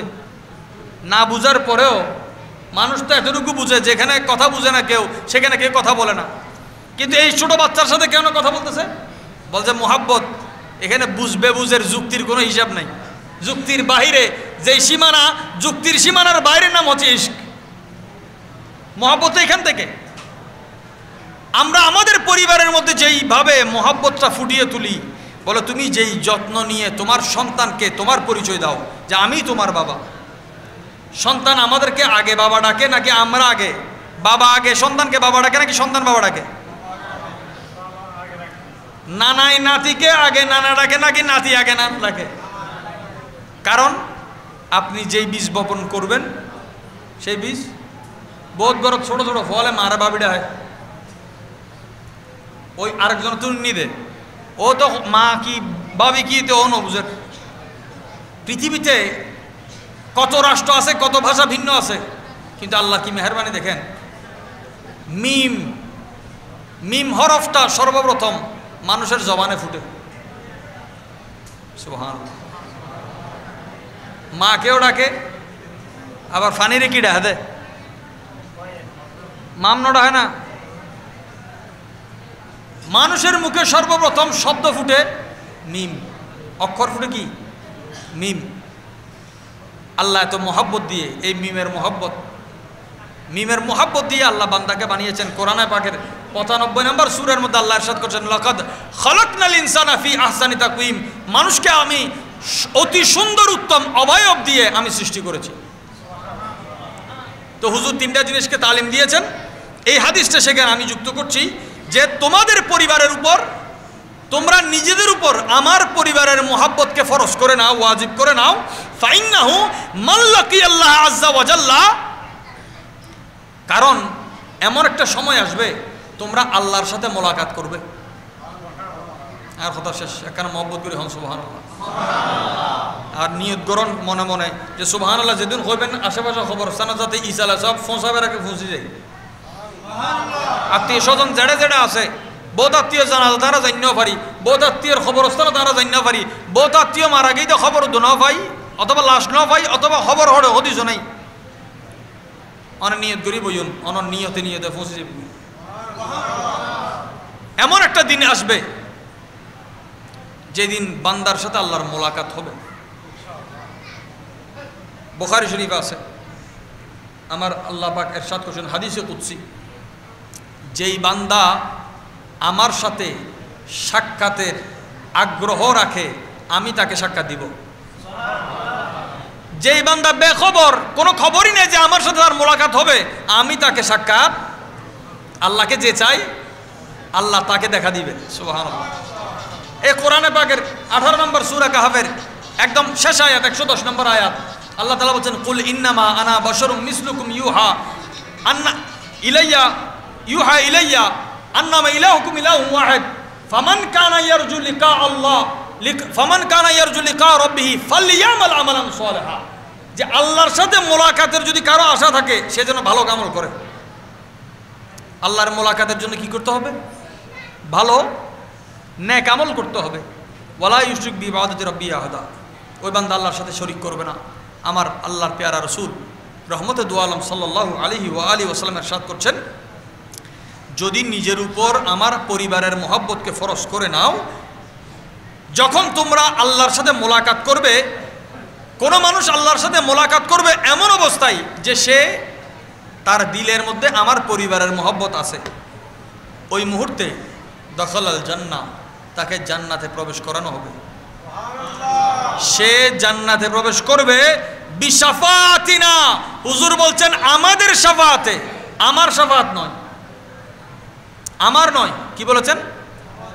অর্থাৎ যেই বান্দা আল্লাহর সাথে মোলাকাত করবে এমত অবস্থায় যে তার দিলে মাওলা আলী শের খোদা, হাসনাইন করিমাইন, খাতুন জান্নাত ফাতিমাতুজ জাহরা রাদিয়াল্লাহু তাআলা আনহা, উম্মাহাতুল মুমিনিন হযরত খাদিজাতুল কুবরা, আম্মাজান আয়েশা সিদ্দিকা, হযরত যায়েনব, হযরত সফিয়া, হযরত সৌদা, হযরত মাইমুনা, হুজুরের পরিবারের মোহাব্বত যার দিলে থাকবে, হুজুরের মোহাব্বত যার দিলে দিলে থাকবে, পরিবারের যার যার মোহাব্বত দিলে আছে, প্রত্যেক মাহবুব আপনার জন্য শাফাত করবে।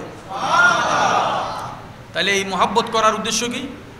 কে ওয়াজিব করা শাফাতকে। শাফাতের রাস্তা আমরা কি বন্ধ করতে চাই নাকি খুলতে চাই?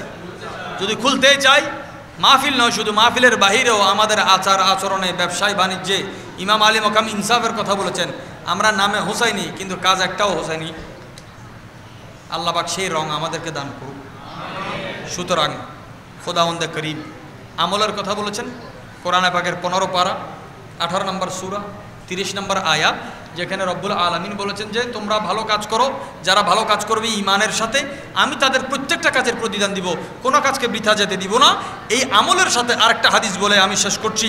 আমার পেয়ারা রব্বুল আলামিন বলছেন, ওয়াল্লাযী নাফসি বিয়াদিহি, রাসূল পাক ইরশাদ করছেন, ওই জাতের শপথ, ওই খোদার শপথ যার হাতে আমার জান আছে, যার হাতে জানে মুহাম্মদ সাল্লাল্লাহু আলাইহি ওয়া আলিহি ওয়াসাল্লামা, ওই রব্বুল আলামিনের শপথ, লা ইয়ানফাউ আবদান আমালুহু ইল্লা বিমারিফাতি হাক্কিনা।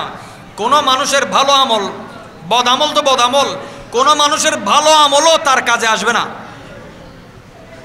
কতক্ষণ? বলে যতক্ষণ সে আমাদের হক চিনবে না। নবীর হক না চিনলে নবী পরিবারের হক না চিনলে ওই বান্দার আমল কবুল।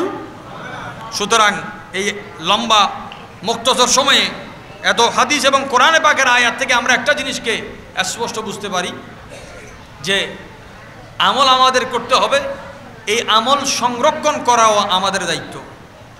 যে কোন কাজটা করলে কোরআনে পাকের 49 নম্বর সূরা হুজরাতের মধ্যে আছে যে একজন মানুষ সারা জিন্দেগি আমল করলো মনে করেন, কিন্তু রসুল পাকের শানে কোন একটা বেয়াদবি হয়েছে, সাথে সাথে আমল আর আমল এমনভাবে বরবাদ হবে যে বরবাদিটা সে উপলব্ধি করতে পারবে না। একজন মানুষ রাস্তা দিয়ে হাঁটছে, তার মানিব্যাগ হারাই গেল, সে যদি জানে মানিব্যাগ হারাইছে, ডানে বামে সামনে পিছে যেখানে যেখানে গেছে আবার দৌড়াবে না, পেরেশান হবে না? কিন্তু সে যদি না জানে যে মানিব্যাগ, সে ভাববে কি মানিব্যাগ কি, যে মনে করবে মানিব্যাগ আছে কিন্তু আসলে তার কোনো তো পেরেশানি নাই, কারণ সে জানে না কি চলে গেছে তার থেকে। আমল মানুষ জমা রেখেছে, এই আমলগুলো যখন চলে যাবে ওই বান্দা বলতেও পারবে না, বললে তো আফসোস করবে আল্লাহ আমাকে আবার ফিরিয়ে দাও। আল্লাহ তাকে আফসোসের সুযোগ দিবে না। আফসোসের সুযোগ আল্লাহ যাকে দিবে না, তওবার সুযোগ তার জন্য বন্ধ হয়ে যাবে। আল্লাহ পাক আমাদের জন্য তওবার দরজাকে উন্মুক্ত রেখেছেন। প্রতিদিন মাগরিবের ওয়াক্তে বেশি তওবা কবুল হয়, গভীর রজনীতে তওবা বেশি কবুল হয়। মাগরিবের ওয়াক্তে হুজুর নিজামুদ্দিন মাহবুবুল্লাহ রাহমাতুল্লাহ বলেন, পশ্চিম আকাশে একটা দরজা খোলা হয় 70 বছরের, এই 70 বছরের রাস্তা, একটা দরজা খোলা হয় তওবার দরজা। এই দরজার দূরত্ব কতটুকু? 70 বছরের রাস্তা। মাগরিবের মুহূর্তে সূর্য অস্ত যাবে, পশ্চিম আকাশে আপনি ফিরে আল্লাহর কাছে ফরিয়াদ করবেন, দোয়া কবুল হয়ে যাচ্ছে। খোদাবন্দে করিম আমাদের হাজিরকে কবুল করুক। আহলে বাইতে আত্মার বড় দামি জাত, ওনাদেরকে যখন দিল থেকে মানুষ স্মরণ করবে, ওনাদেরকে যখন দিল থেকে মানুষ মোহাব্বত করবে, এই মোহাব্বতটা আল্লাহর নবীর দফতরে লেখা হবে। আমরা এতটুকু অন্ততপক্ষে আজকের আলোচনা থেকে আমরা এটাকে নির্ধারণ করি, রসুল পাকের কোনো নিসবতকে আমরা ছোট নজরে দেখতে পারবো না। কেউ যদি দেখে ইমান, কারণ হুজুরে পাকের প্রত্যেক প্রকারের সম্পর্ক হাসরের মাঠে কাজে আসবে। নবীজি যখন উঠবেন, নবীজির সাথে জিন্দেগিতে এক মুহূর্ত যার সাথে ভালো সম্পর্ক ছিল, এইটারও প্রতিদান আল্লাহ তাআলা দিবেন। হুজুর করিম সাল্লাল্লাহু আলাইহি ওয়া সাল্লামের এই নিসবতকে আল্লাহ ধারণ করার তৌফিক দান করুক। আল্লাহ পাক যেখানে বলেছেন প্রত্যেকটা প্রতিদানের, প্রত্যেকটা আমলের হিসাব আল্লাহ রেখে প্রতিদান দিবেন, আল্লাহ আজকের এই বৈঠককে নেক মজলিস হিসেবে কবুল করুন। আহলে বাইতের শাফাআতের দফতর যেদিন খুলবে, আল্লাহ যেন শাফাআত প্রাপ্ত বান্দাদের মধ্যে আমাদের নামকে আল্লাহ পাক শামিল করেন। আল্লাহ পাক প্রত্যেকের হাজিরি কবুল করুন। আমরা এই যে ওলামায়ে কেরাম আলোচনা যা করেছেন, যথার্থ আমল করার তৌফিক দান করুক। আমাদের পূর্বে এই জায়গায় যত ওলামায়ে কেরাম, আউলিয়ায়ে কেরাম, সুফিয়ায়ে আজম, পীরানে আজম খেদমত করেছেন, আল্লাহ প্রত্যেকের রফে দরজাত করুক। তাদের যে রেসায়ায় যে সিলসিলার মধ্যে আছে, ওই সিলসিলার মূল হাজরাতদের নকশকদমে আল্লাহ থাকার তৌফিক দান করুক। সুবহান রাব্বিকা রাব্বিল ইজ্জাতি আম্মা ইয়াসিফুন ওয়া সালামুন আলাল মুরসালিন ওয়ালহামদুলিল্লাহি রাব্বিল আলামিন। আসসালামু আলাইকুম ওয়া রাহমাতুল্লাহি ওয়া বারাকাতুহু।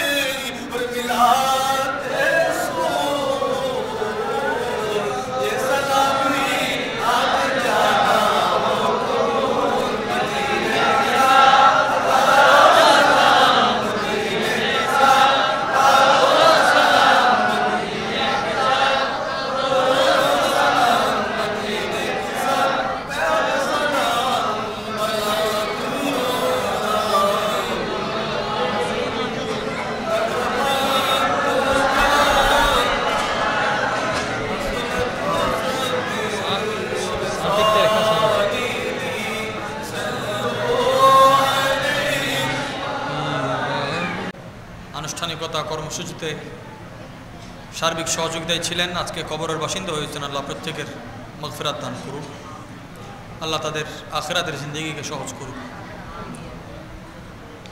মুনাজাত মানি আল্লাহর সাথে কথা বলা, আনুষ্ঠানিকতার মানি।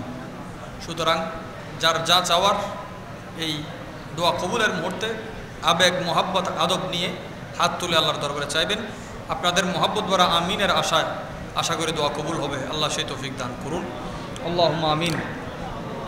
আলহামদুলিল্লাহি রাব্বিল আলামিন ওয়া লা আকিবাতু লিল মুত্তাকিন ওয়াস সালাতু ওয়াস সালামু আলান নাবিয়্যিল আমিনিল কারীম রাউফির রহিম ওয়া আলা আলিহি ওয়া সাহবিহি আজমাইন। আল্লাহুম্মা ইন্নী আসআলুকাল আফওয়া ওয়াল আফিয়া ফিদ দুনিয়া ওয়াল আখিরা। ربنا آتنا في الدنيا حسنة وفي الآخرة حسنة وقنا عذاب النار. ربنا ظلمنا أنفسنا وإن لم تغفر لنا وترحمنا لنكونن من الخاسرين. ربنا لا تزغ قلوبنا بعد إذ هديتنا وهب لنا من لدنك رحمة إنك أنت الوهاب. رب ارحمهما كما ربياني صغيرا. رب ارحمهما كما ربياني صغيرا. خذ بلطفك يا إلهي من له زاد قليل. مفلس بالصدق يأتي عند بابك يا جليل. أنت شافي أنت كافي في مهمات الأمور. أنت حسبي أنت ربي أنت لي نعم الوكيل. خار ہے بدکار ہے ڈوبے ہوئے ذلت میں ہے कुछ भी है लेकिन तेरे महबूब की उम्मत में है। ऐ खुदावंदा तु ज़ाते किबरिया के वास्ते रहम कर मुझ पर मोहम्मद मुस्तफ़ा के वास्ते। मैं हूँ आहू सख्त ज़ारिस बंद मेहनत में असीर, खूल दे मुश्किल अलीउल मुर्तज़ा के वास्ते। बुलबुले बाग़े मदीना कुर्रत आईन रसूल, यानी हज़रत फ़ातिमा खैरुन्निसा के वास्ते। আল্লাহ আমাদের জীবনের গুনাহ খতাকে ক্ষমা করে দাও আল্লাহ। আল্লাহ আমাদের মেহেরবান মা বাবা উস্তাদ মুরব্বী আত্মীয় স্বজনের গুনাহ ক্ষমা করে দাও আল্লাহ। পাড়া প্রতিবেশী বন্ধু বান্ধবের গুনাহকে ক্ষমা করে দাও আল্লাহ। আল্লাহ পাক আমাদের থেকে যারা বিদায় নিয়েছেন প্রত্যেকের গুনাহকে তুমি ক্ষমা করে দাও আল্লাহ। আল্লাহ আজকের মাহফিলের সমস্ত সওয়াব আহলে বাইতের তজকিরার সদকায় তোমার প্যারা নবীজির বারগাহে কবুল করে নাও আল্লাহ। সালাতু সালামের হাদিয়া প্যারা নবীর দরবারে পৌঁছায় দাও আল্লাহ। সমস্ত নবী রাসূল সিদ্দিক সুহাদান দরবারে পৌঁছায় দাও। খাস করে শুহাদায়ে কেরাম, খাস করে আল্লাহ শুহাদায়ে কারবালার দরবারে পৌঁছায় দাও আল্লাহ। আসহাবে কারবালার দরবারে পৌঁছায় দাও, মুসলিমে কারবালার দরবারে পৌঁছায় দাও আল্লাহ। আহলে বাইতের এই ১৫০০ বছর ধরে যারা মুহাব্বতের হক আদা করেছেন আল্লাহ, যে যেখানে শায়িত আছেন প্রত্যেক বুজুর্গান দিনের দরবারে সব পৌঁছায় দাও আল্লাহ। আরবে আজমে বাংলার জমিনে তোমার যত মকবুল মাহবুব ওলিয়া আউলিয়া کرام শুয়ে আছেন আল্লাহ। আল্লাহ কাদরিয়া চিশতিয়া সরওয়ার্দী নকশবন্দি মুজাদ্দিদিয়া ফখরিয়া সুলাইমানিয়া কলন্দরে বরকতি ওয়ারিসি নিজামিয়া খলবতিয়া শাজলিয়া সহ तमाम বিশ্বের সমস্ত সিলসিলার বুজুর্গানের দিনের নামে নামে সব পৌঁছায় দাও আল্লাহ। আল্লাহ আমরা যারা হাত বাড়িয়েছি আমাদের মেহেরবান মা বাবা যারা কবরস্থ আছে আল্লাহ প্রত্যেকের কবরে সওয়াব পৌঁছায় দাও আল্লাহ। যারা আমিন তোমার দরবারে কবুল, ওই বান্দার আমিনের উসিলায় ফরিয়াদ কবুল করো আল্লাহ। যার দিল তোমার দরবারে কবুল আল্লাহ, ওই দিলের উসিলায় আমাদের কলবকে কলবে সলিমে রূপান্তর করে দাও আল্লাহ। আল্লাহ যার নফস মুতমাইন, ওই বান্দার আমিনের উসিলায় আমাদের নফসকে নফসে মুতমাইনাই রূপ দান করো আল্লাহ। আল্লাহ আকলকে আকলে সলিম হিসেবে দান করো আল্লাহ। আল্লাহ পাক রব্বুল আলামিন আমাদের বন্ধু যারা পরীক্ষার্থী আছে আল্লাহ কামিয়াবির মতো কামিয়াবি হওয়া তৌফিক দান করো আল্লাহ। বড়কে ইজ্জত করার, ছোটকে স্নেহ করার সেই হিম্মত, সেই আকিদত আমাদেরকে, সেই আখলাক তুমি দান করো আল্লাহ। আল্লাহ এই মাহফিলকে তুমি কবুল করো আল্লাহ। আল্লাহ এই পর্যন্ত এই যাবৎকাল ধরে যারা খেদমত করেছেন প্রত্যেকের খেদমত আল্লাহ কবুল করো আল্লাহ। যারা গত বছর আমাদের সাথে ছিলেন এই বছর নাই আল্লাহ, ওই কবরের জগৎকে তুমি আলোকিত করে দাও আল্লাহ। তুমি তো জানো কত আলোকিত দিল নিয়ে তারা এই মাহফিলে হাজির হতো আল্লাহ। আল্লাহ আমরা একদিন চলে যাব আল্লাহ, আগামী বছর এই দিন হয়তো আসবে, আমরা থাকবো না। রব্বুল আলামিন প্রত্যেকের হায়াতে বরকত দান করো আল্লাহ। দুনিয়ার হায়াতে বরকত দান করো, আখিরাতের হায়াতকে সুশোভিত সুসংগত করে দাও আল্লাহ। আজকের মাহফিলের আদ্যবান্ত যারা যেভাবে খেটেছে আল্লাহ, দিনের দ্বিগুণে রাতের চৌগুণে তাদেরকে তরক্কি দান করো আল্লাহ। হালাল উপায়ে হজ্জ বাইতুল্লাহ নসিব করো, সোনার মদিনা জিয়ারতের তৌফিক দান করো আল্লাহ। এত রাত জুড়ে যারা তোমার হাবিবের মুহাব্বতে আহলে বাইতের তস্করা শুনেছে আল্লাহ, তুমি তাদেরকে তোমার হাবিবের জিয়ারত দ্বারা ধন্য করে দাও আল্লাহ।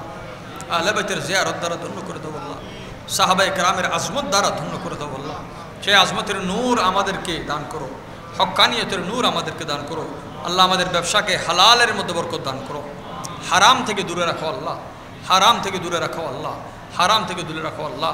আল্লাহ এই শরীরে তাকত দান করো যাতে তোমার দেওয়া শক্তি তোমার রাস্তায় ব্যবহার হয় আল্লাহ। তোমার দেওয়া দানা রিজিকের শক্তি তোমার রাস্তায় ব্যবহার হয় আল্লাহ। আল্লাহ ইবাদতের মজা আমাদেরকে দান করো, নামাজের স্বাদ আমাদেরকে দান করো, রোজার স্বাদ আমাদেরকে দান করো, আসন্ন আশুরার রোজা রাখার তৌফিক দান করো আল্লাহ। আমাদের আখলাককে এমনভাবে পরিবর্তন করে দাও আমাদের হাঁটা চলা চাল চলনে যেন ইমাম হুসাইনের জল্লা ফুটে ওঠে আল্লাহ। ওই জুমরা যখন হাসরের মাঠে উঠবে আল্লাহ, ওনাদের দামানের শাফাআতে যেন, ওই শাফাআতের চাদরে যেন আল্লাহ আমাদের আশ্রয় হয় আল্লাহ, সেই তৌফিক দান করো আল্লাহ। পরিবারের মধ্যে বরকত দান করো, শারীরিক আর্থিক কায়িক মানসিক যেভাবে যে পেরেশানির সাথে এই মধ্যরাতে তোমার দরবারে হাত তুলেছে আল্লাহ, আল্লাহ কাউকে খালি হাতে ফেরে না আল্লাহ। তোমার হাবিবের আহলে বাইতের ওসিলায় আমাদের ফরিয়াদকে কবুল করো। ওয়াসাল্লাল্লাহু ওয়াসাল্লামা আলা খায়রিল কুনুর মুহাম্মদ আজমাইন। মওতের মুহূর্তে তোমার হাবিবের নূরানি চেহারায় পাক দেখে আমাদের মুখে জারি করায় দিও লা ইলাহা ইল্লাল্লাহ।